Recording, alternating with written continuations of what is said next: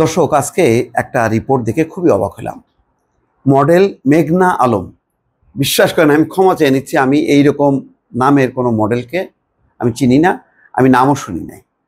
এটা আমার ব্যর্থতা, এটা সেই মেঘনা আলম বা অন্য কারোর ব্যর্থতা না, আমার নিজের ব্যর্থতা। এত বড় যে একটা সে ইস্যু বা এত বড় একটা ফ্যাক্টর হইতে পারে, আমার কাছে খুবই অবাক লেগেছে।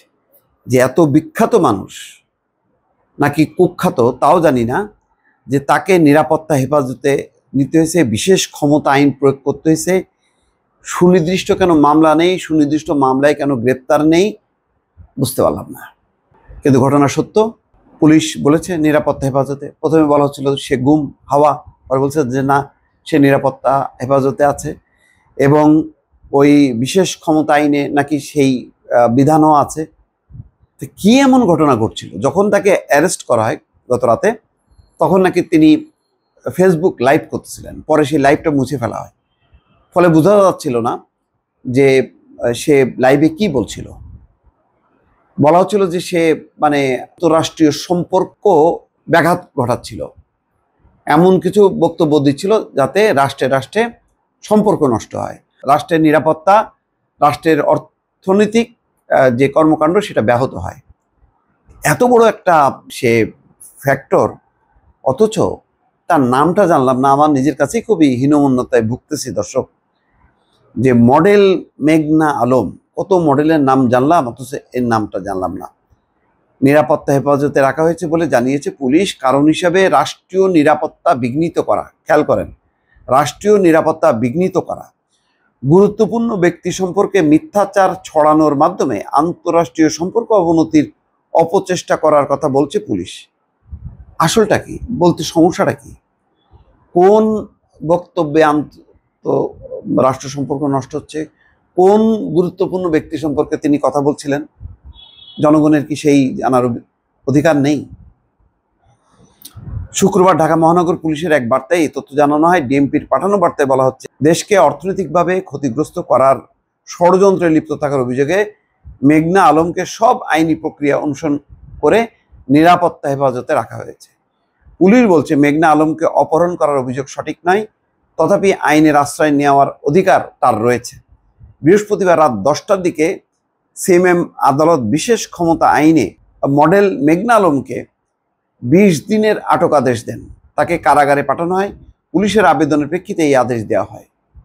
দেখেন, মানে এই ধরনের রিপোর্টটা হয় খুব রাষ্ট্রের গুরুত্বপূর্ণ ব্যক্তি, যে না এই মুহূর্তে বলা যাচ্ছে না, এই মুহূর্তে এটা করা যাচ্ছে না, এটা সমস্যা আছে, রাষ্ট্রের নিরাপত্তার ব্যাপার আছে। তো মেঘনা আলম এইরকম মাপের একটা মানুষ, যাকে আমি কেন, আমার ধারণা যে বহু মানুষ চেনে না। ভাই চেনেন নাকি? একটু আপনারা একটু মতামত দিয়েন তো, আমি তো চিনলাম না ভাই, এর আগে নাম শুনি নাই।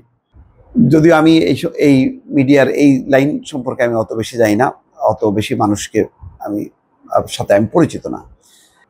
প্রথম আলোকে এই তথ্য নিশ্চিত করেছেন পিপি ওমর ফারুকি। পিপি ওমর ফারুকি জানাচ্ছেন, বিশেষ ক্ষমতা আইন অনুযায়ী কোনো ব্যক্তি যদি ক্ষতিকর কাজের সঙ্গে যুক্ত থাকেন, সেক্ষেত্রে ক্ষতিকর কাজ থেকে তাকে নিবৃত্ত রাখার জন্য আটক করতে পারেন।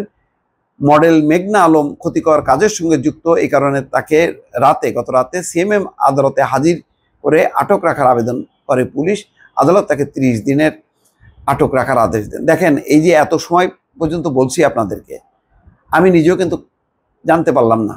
আমি কয়েকটা আরও খবরাখবর চেক করলাম, সেখানে সুনির্দিষ্ট কোনো কারণ নেই যে এই কারণে তাকে গ্রেপ্তার করা হয়েছে। বুধবার রাতে মেঘনা আলমকে রাজধানীর বসুন্ধরা বাসা থেকে আটক করা হয়। তখন তিনি ফেসবুক লাইভ করছিলেন। তিনি দাবি করছিলেন তিনি নিরপরাধ। 1974 সালের, ভাই এখন সেই শেখ মুজিবের সেই 74 আইনের 3 ধারা অনুযায়ী, মানে ওই বিশেষ ক্ষমতা আইন লাগলো এখন। ক্ষতিকর কাজে নিবৃত্ত রাখার জন্য সরকার যে কোনো ব্যক্তিকে আটক রাখার আদেশ দিতে পারেন। আবার এই আইনের 3(2) ধারা অনুযায়ী জেলা ম্যাজিস্ট্রেট বা অতিরিক্ত জেলা ম্যাজিস্ট্রেট যদি সন্তুষ্ট হন যে এই আইনের নির্দিষ্ট ধারার ক্ষতিকর অপরাধমূলক কর্মকাণ্ডে কেউ জড়িত, তাহলে ওই ব্যক্তিকে আটক রাখার আদেশ দেবেন। বিশেষ ক্ষমতা আইনের যেসব ক্ষতিকর কাজের সঙ্গে যুক্ত ব্যক্তিকে আটক করা হয়, সেগুলো হচ্ছে বাংলাদেশের সার্বভৌমত্ব ও প্রতিরক্ষার ক্ষতি করা, বাংলাদেশের সঙ্গে বিদেশি রাষ্ট্রের বন্ধুত্বপূর্ণ সম্পর্ক সংরক্ষণের ক্ষতি করা, বাংলাদেশের নিরাপত্তা বা জননিরাপত্তা বা জনশৃঙ্খলার ক্ষতি করা, বিভিন্ন সম্প্রদায় শ্রেণী এবং গোষ্ঠীর মধ্যে শত্রুতা, ঘৃণাবোধ বা উত্তেজনা সৃষ্টি করা, আইনের শাসন বা আইন শৃঙ্খলা বজায় রাখার ক্ষেত্রে হস্তক্ষেপ করা বা উৎসাহ প্রদান করা বা উত্তেজিত করা।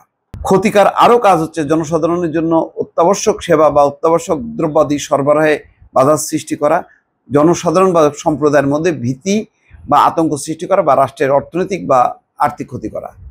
এ তো দেখা যাচ্ছে অনেক বড় মাপের একটা মানুষ এই মডেল মেঘনা আলম।